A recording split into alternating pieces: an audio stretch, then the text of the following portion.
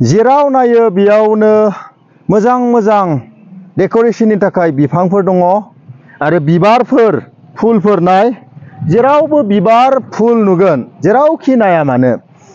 दा दिनै आङो बबे जायगायाव दंफैयो नोंथांमोना मिथिगौ ना? मिथियाब्ला आं खोन्थागोन। नै नाय सना जाहैबाय उदालगुरि टाउननिफ्राय सोनाबहा आधा किल'मिटारसो फैनांगौ।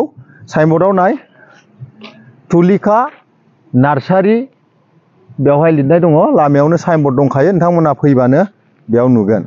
दा बेनो नै गेटआ, लामानिफ्रायनो नुखायो। नै बेनो गेटआ। जोङो हाबनानै नायनि मा मा फुलिफोर दङ, मा मा बिफांफोर दङ। बियो मा फुलथाय? नायनो बिराद मोजां। नै केमेरा पार्सन मोजां देखाय, नै माबायदि बिराद मोजां। ओमफ्राय बैथिंबो खेब नाय, बिथिंबो देखाय, बेनिफ्राय ओरैबो देखाय। नै ओरैबायदि मोजां मोजां फुलफोर दङ डेक'रेशननि थाखाय। आङो मालिकजों रायज्लायनो सानदोंमोन, नाथाय बिथांमोना सोलाबाखै, बिराद बेस्थ' आरोखि। मानो होनब्ला दा समा एसे बोथोरा गरम जाबाय, बेनिफ्राय सान्दुङा अभार, बेनिखायनो फुङावनो दैखौ लुनांगौ होननानै बुंदों। दा नार्सारि जुदि खालामोब्ला जोङो बेवहाय मेन मेनटेनेन्सआनो जाहैबाय जोङो दैखौहाय मेनटेनेन्स खालामथारनांगौ। बेयावहाय दैखौ मोननै समावहाय लुनो गोनां जायो। बे जाहैबाय फुंनि समाव, बेनिफ्राय मोनसेया जाहैबाय बेलासिनि समाव। नै लुगासिनो दङ। बे मा दंफांथाय? नामफोरखौ आङो मिथिया। बिराद मोजां आरोखि। नै जेरावबो नाय बिबारफ्रा, नाय नै बिबारफ्रा नाय। ओमफ्राय नैबे बिफाङा बिराद मोजां आरो दानि लेटेस्ट। बेखौ जेरावबो जों गायनायखौ नुयो डेक'रेशनावहाय। नैबेखौ नाय, नै बिराद मोजां आरोखि।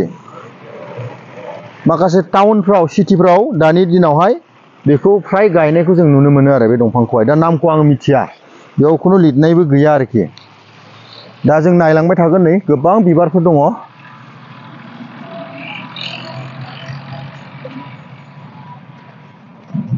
बरियाखानि ओरैबायदि मोजां। बेनिफ्राय नैबेखौ, बे जाहैबाय नारें ना गल निमु दै, बियो नै गल निमु बिबार बारबायानो। फिसा फिसा मार्बल बायदिल' जायो होननानै बुंदों आरो मैया खोन्थादों जोंनो। जों मैया फैदोंमोन। दा बुकुल दंफां, बेनिफ्राय बायब्रुस आरो मा दंफांखौ नांगौ नोंथांनो, मा प्लान्टखौ नांगौ नोंथांनो फुरा मोनजोबगोन आरो बेयावहाय। बिथांमोना बिराद अर्डारलि दोनदों बिफांफोरखौहाय। दाबसे दाबसे माने अर्डारलि बेखौहाय दोनदों आरो। बेयावहाय मोनसे भेराइटिस, बिनिफ्राय आरो बैथिं मोनसे भेराइटिस, जेरावबो बेबायदि मोनसे मोनसे भेराइटिसखौ बिराद मोजाङै बिथांमोना दोनदों। नै दंफांफोरनि नामखौ मिथिला मा मा दंफां, अब्लाबो नोंथांमोननो आं जास्ट दिन्थिनोसैल'। नै बिबारफ्राबो बारबाय अबेबा अबेबा।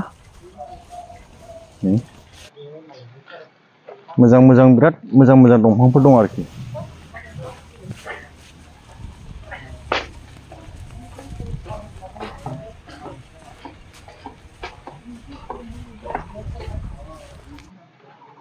नैबे लाइनावहाय गुबुन भेराइटिसफोर दंलाय नै।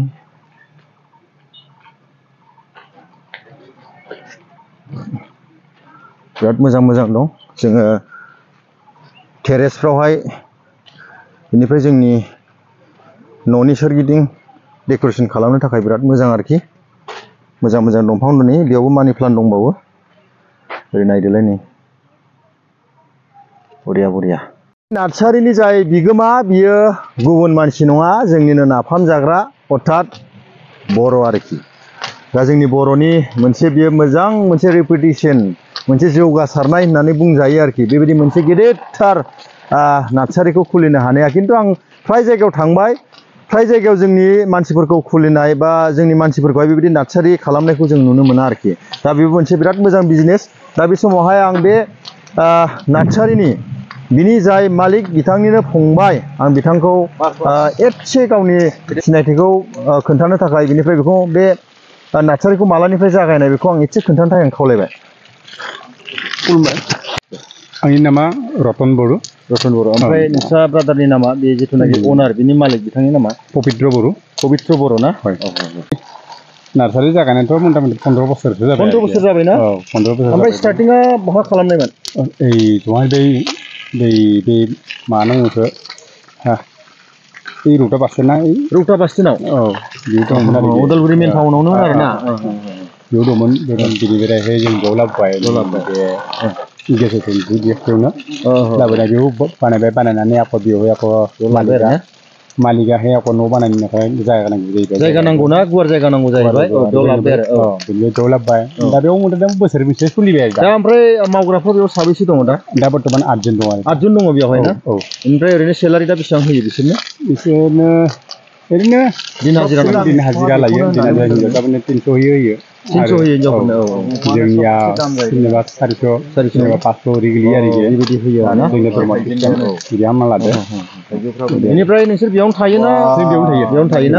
औ मोजां। बेनिफ्राय नैबे साइडथिंजाय गुबुन दंफांफोर दंलाय। बिथिंनिया एसे गुबुन। जानो हागौ बियो एसे साया नांगौदां।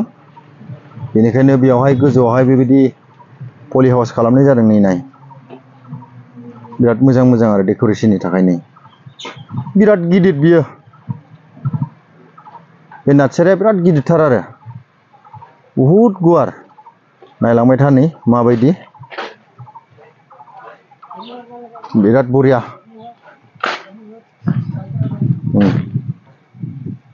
नायदो नै मानि प्लान्ट बिलाइआ गिदिर गिदिरथार बेना। मानि प्लान्टखौथ' मिथिखायो मानि थाखाय बेखौ गायनाय जायो। नायनि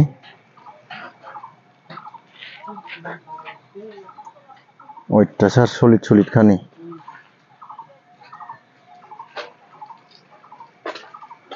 मा भेराइटिसनि नांगौ मोनजोबगोन आरो। नायनि बिथिं थांबाय।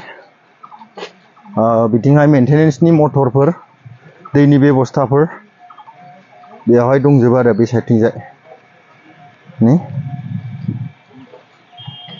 बिथांमोना गावसोर रेडि खालामो नाथाय प्लानआ बिसोरो गुबुन जायगानिफ्राय बिसोर कालेक्सन खालामनानै लाबोनाय जायो आरोखि। नाय बेनिफ्राय नैबे चन्दन स्पेसियेलि आं बे नार्सारियाव मानो फैदों आङो चन्दननि थाखायसो आङो फैदोंमोन। चन्दनखौथ' नोंथांमोना मिथिखायो बिनि भेलुआ माबायदि। दा बिनिखायनो आंबो दाख्लैहाय आङो लांदोंमोन 50 दाल आं लांदोंमोन। आं दिनैबो 10 दाल आं बिनिफ्राय चन्दन आङो लांनो नागिरदों। गोबाव समजों मोननाय आबाद आरो खम समावनो मोननाय आबाद जोंनियाव बे थानो नांगौ सासे आबादारिनावहाय। बेनिखायनो जोङो सोलोंनो नांगौ। नायनि बिराद गिदिर आरो ओइथिं दङ। आङो दा चन्दन फुलि माखासे लांसिगोन बिनिफ्राय गायनो। आङो बेनिफ्राय मथा मथि 150 दालसो आङो लांबाय आरोखि चन्दन फुलिखौहाय गायनो। बेखौहाय जोङो मोनसे जायगायावहाय एफरेस्ट्रेसन खालामनो नागिरदों। बेयावहाय आङो गायहैनाय जाबाय। आंनि नङा आरो बियो जोङो मोनसे रायजोनि प्रपार्टि जों बेयाव गायदों। बेनिफ्राय आंबो माखासे दंफां आङो लांबाय थायो। आं दिनैबो माखासे चन्दन दंफांखौ आं बिनिफ्राय लांसै। फुलिफ्रा नैबेनो बियो लाल चन्दन।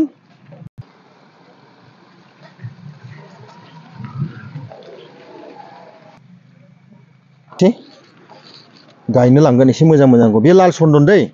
लाल चन्दना माबायदि जायो नायदो नै। सोरबाफोर जुदि नुफेराखैबा सिनायाखैबा नाय जे हेल्दिखौ लानांसिगोन बिफांखौ। आं बारा लाङा दिनैहाय जास्ट आङो फांब्रैसोल' आं लांसिगोन। मैयाबो जों लांखानाय दङ। बगा चन्दन। दा बगा चन्दना माबायदि जायो नाय नै बेयो बगा चन्दन आरो बिनि बिलाइआ एसे बेलेग रोखोमनि आरो बे बगा चन्दन दै। जेब्लायबो बेखौ सिनायनानै ला जेन रावबो थगायनो हायै बायदि बे बगा चन्दन। जाबाय दा चलो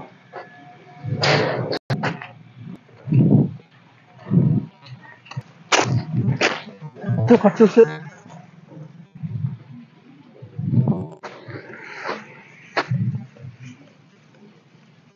गुबुननि थाखाय मोनसे बर' थुनलाइ बोसोन बेखौ जाबाय